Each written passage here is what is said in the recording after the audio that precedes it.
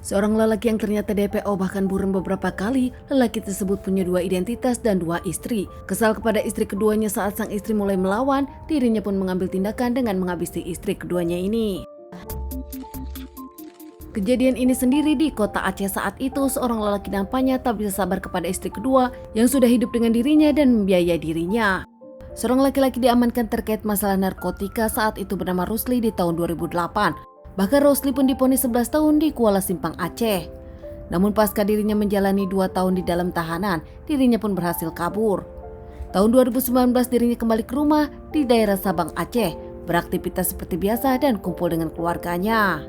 Saat itu pun Rusli memang sudah menikah dan dikaruniai beberapa anak. Namun Rusli yang dikenal sebagai lelaki yang sok jagoan, bahkan di lingkungannya dikenal sebagai lelaki yang kerap bermasalah. Istri dan anak-anak pun takut kepada Rusli dan selalu menuruti apapun keinginan Rusli.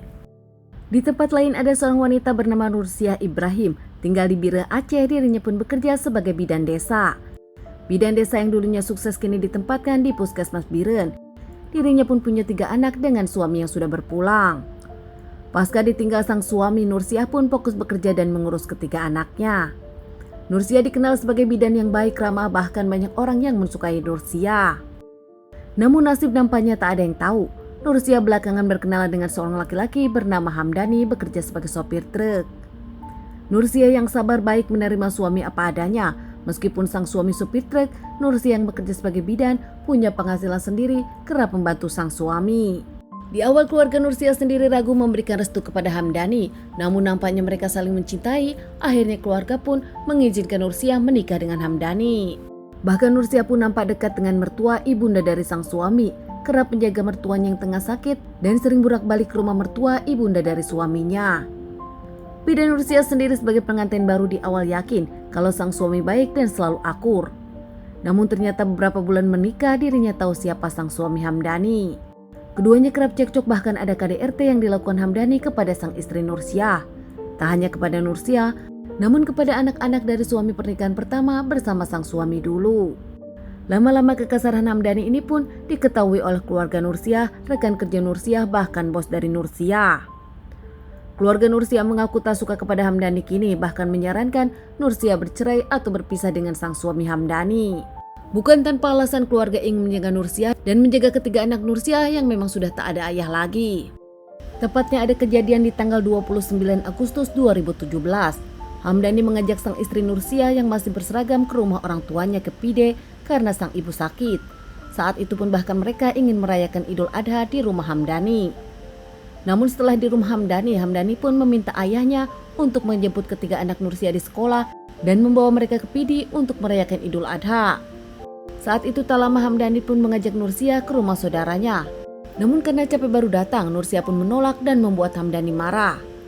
Hamdani kesal saat itu tak lama, membawa senjata tajam di dapur dan menikam sang istri beberapa kali hingga sang istri mengeluarkan cairan merah.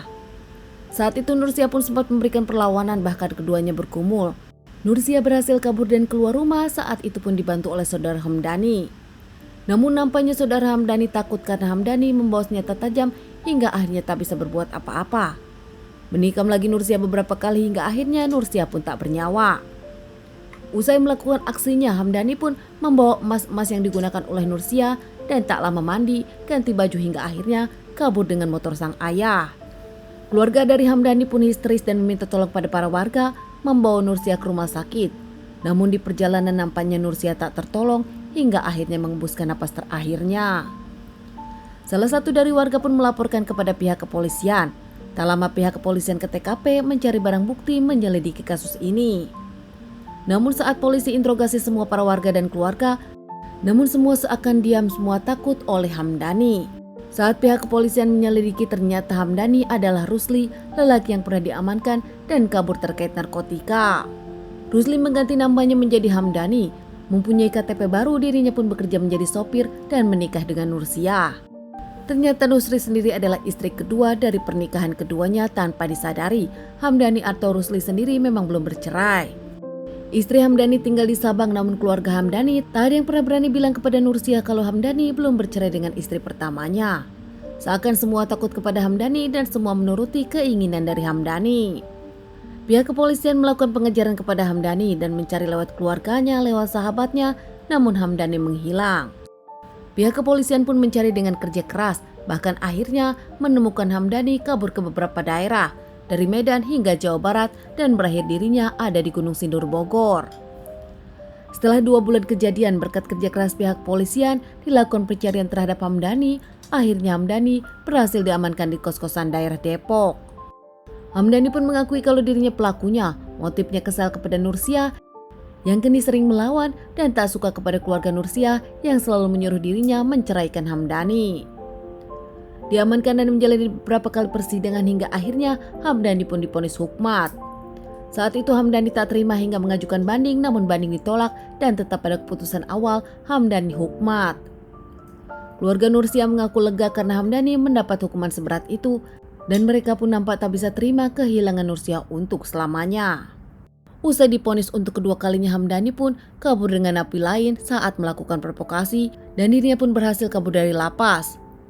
Cukup lama Hamdani kabur, namun hingga akhirnya Polsek Medan mendapatkan laporan ada warga yang tak dikenal ngamuk di tempat warung kopi dengan senjata tajam.